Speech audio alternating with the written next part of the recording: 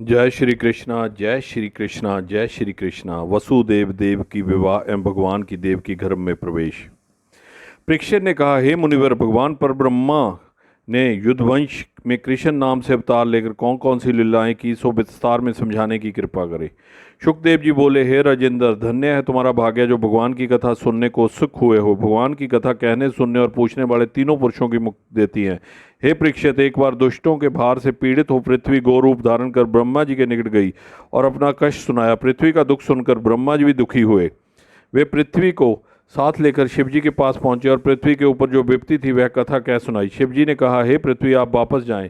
मैं और ब्रह्मा जी दोनों गोलोक जा रहे हैं। वहां जाकर पार ब्रह्मा कृष्ण से विनय करेंगे कि आपको पृथ्वी के जाने बाद दोनों देव गोलोक पहुंचे और भगवान कृष्ण से स्तुति करें कि धरती को पापियों से भार मुक्त कर दें। तब पार ब्रह्मा कृष्ण बोले, हे देवताओं, धैर्य रखें। मैं स्वयं पृथ्वी का भार हरने के लिए वसुदेव के घर जन्म लूंगा।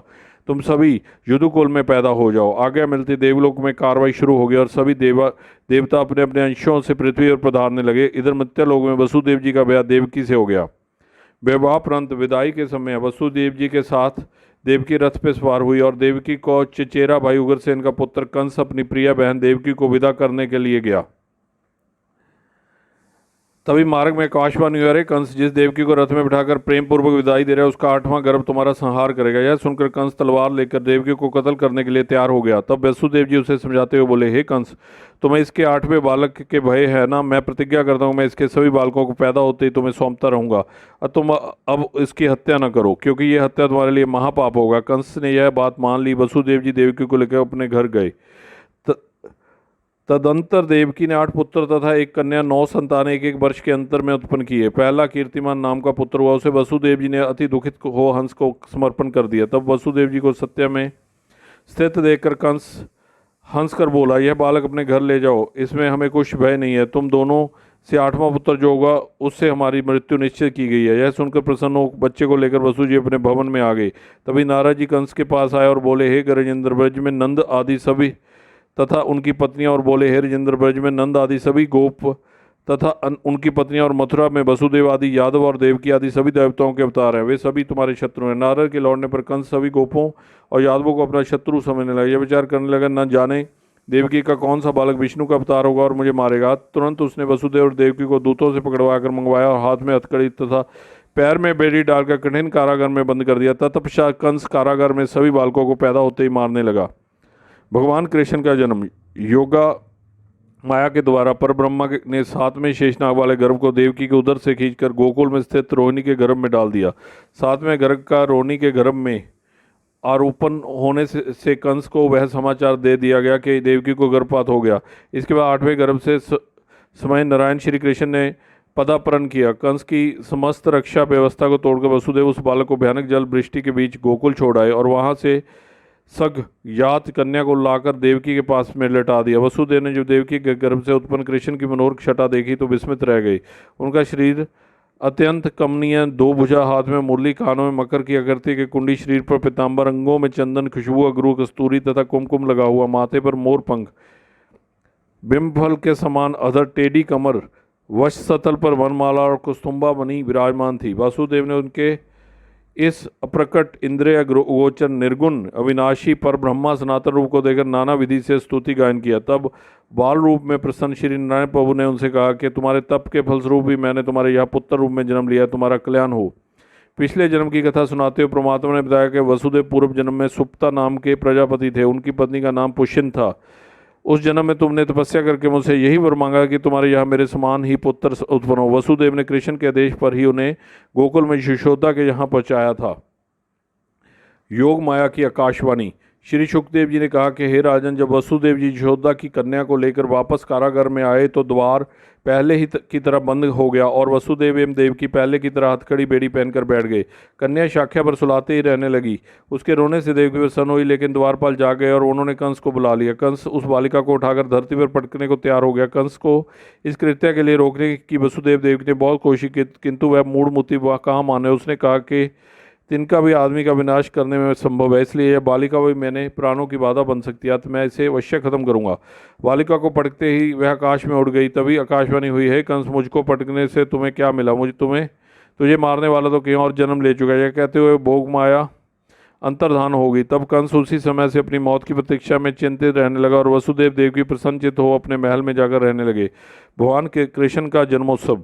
श्री शुकदेव जी ने कहा, हे परीक्षित, भगवान ने देवकी के उदर से खींचकर जो गर्भ रोहिणी के अंदर में डाला था उससे श्री बलराम जी हुए। कृष्ण जन्म के अवसर पर उन्हें गोकुल छोड़ने और वसुदेव के मथुरा लौट जाने पर नंद यशोदा ने मंगलमय उस प्रस्तुति ग्रह ने नए मेघों के समान क्रांतिपूर्ण बालक को भूमि पर पड़ा देखा। यह अत्यंत सुंदर बालक शरत काल की पूर्णिमा के चंद्रमा को भी लज्जित कर रहा था। उसके दोनों नेत्र नीलकमल के समान थे, अंगों में धूल कंद लगे थे, तब कभी हंसता था कभी रोता था। भगवान रूप को इस प्रकार देखकर नंद और यशोदा अत्यंत हर्षित हुए। धाय ने उस बालक को शीतल जल से स्नान कराया। बालक की नाल काटी गोपियों प्रसन्न होकर जय जयकार करने लगी। स्थूल नितंब और चलायमान स्तनों वाली सभी गोपियां वहां आई। बालिकाएं, सखियां, ब्राह्मण स्त्रियां स्त्रीगृह में जाकर उस अलौकिक सौंदर्य में धनी बालक को देखने लगी, उसे शीश देने लगी। कुश ने बात्सल्य में उससे अपनी गोद में लिया तथा उसका श्रीमुख चूमने लगी। नंद ने स्नान करके 2 वस्त्र धारण कर पूजा विधान संपन्न किया। ब्राह्मण भोजन कराया, बाजे बजवाए, जाचकों को दिल खोल कर दान। अंत में ब्राह्मण को दान से संतुष्ट किया। अंत में ब्राह्मण को दान से अंत रतन, मूंगे, छीरा 50 ढेर स्वर्ण, 100 ढेर चांदी, वस्त्र 1000 गोए, दही, दूध, मक्खन, मिष्ठान आदि प्रदान किए। ब्रिजराज नंद ने इस प्रकार नाना पदार्थों से पूजा विधान संपन्न करते हुए ब्राह्मणों गोपियों को दान दक्षिणा से तुष्ट करके प्रसन्नता के बीच पुत्रोत्सव संपन्न किया। इस प्रकार वह बालक शुक्ल पक्ष के चंद्रमा के समान दिनों दिन बढ़ने लगा और नंद ने के यहाँ बलराम और कृष्ण पलने लगे। शुकदेव मुनि बोले, राजन, योग माया की आकाशवाणी सुनकर बड़ी चिंता हुई। कंस ने देवकी के इन पुत्रों को विनष्ट करने के लिए पूतना को बुलाकर कहा कि तुम गोकुल में नंद के घर जाओ और सतनों में विष लगाकर शीघ्र ही नवजात शिशु को पिला दो। आज्ञा सुनते ही पूतना कंस को प्रणाम कर अपने कार्य को चल पड़ी। ब्रज में पहुंचकर उसे नंद का घर देखा। यहाँ द्वार पर पहरा देते ऐसे भवन में यह पूतना मनोहर वेश बनाकर प्रवेश कर गई। पूतना को देखते ही गोपियों के अनुसार लगाया कि यहाँ कहीं दुर्गा या लक्ष्मी कृष्ण को देखते तो या तो सब ने उसका पूर्ण आदर सत्कार किया। जब एक गोपी ने उसे परिचय पूछा तो पूतना ने उन सभी को बताया कि मैं मथुरा रहने वाली एक ब्राह्मण स्त्री हूँ। मैंने यह समाचार सुना कि नंद ने एक महान पुत्र को उत्पन्न किया है, जिसे देखने में यहाँ ही हूँ ताकि उसे आशीष देकर मुझे भी कुछ दान दक्षिणा प्राप्त हो गया। ऐसा सुनकर यशोदा ने बाल कृष्ण को पूतना की गोद में दे दिया। पूतना ने उसे दुलार करते हुए अपना स्तन उसके मुंह में लगा दिया। कृष्ण तो अंतर्यामी थे, भगवान ने रहस्य जान लिया। वे पूतना के स्तनों को पकड़कर उसकी छाती पर बैठकर हंसने लगे तथा उसके प्राणों सहित सतनों से विषयुक्त दूध का पान किया। उस पूतना के प्राण निकलते ही बालक हंसता रहा और पूतना का सुंदर मृत शरीर भयानक राक्षसी के रूप में बदल गया।